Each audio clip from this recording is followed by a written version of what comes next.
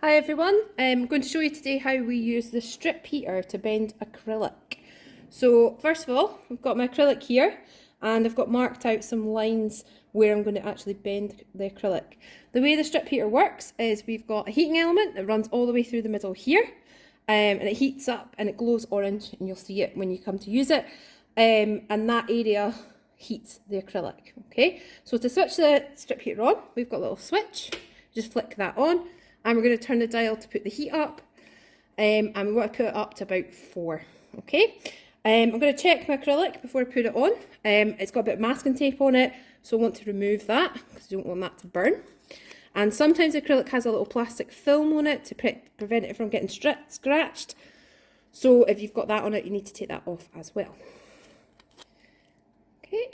When we're working with heat, we want to be safe, so make sure you put on some gloves. So we've got these lovely red heatproof gloves.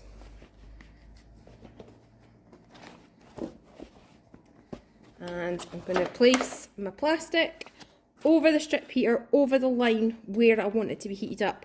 We have these rails on here, so you can rest your plastic onto there. Sometimes you can sit it on if it's going to heat in the right place, and you can stand back and let it heat.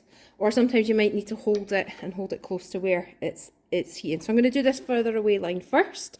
So I'm holding this right above where the heating element is. I'm not pressing it against there, I'm just holding it slightly above. And it takes a couple of minutes to just heat that up.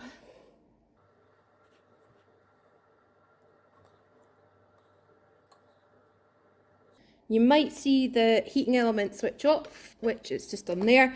That's just because it's regulating the temperature, so it's kind of heating up, cooling down a wee bit, heating up again, and just staying within a certain range of temperature. So I'm just holding that over.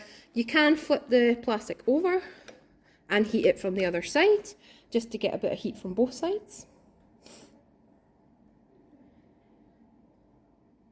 And this will be heating up kind of like this area here only. It's not heating any of the rest of the acrylic.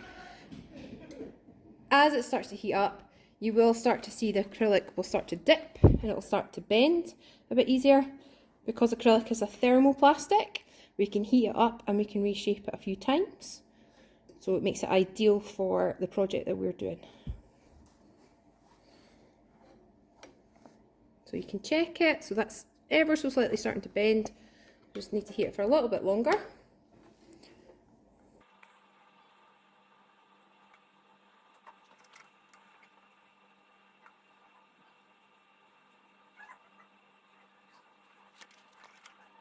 That's nearly there.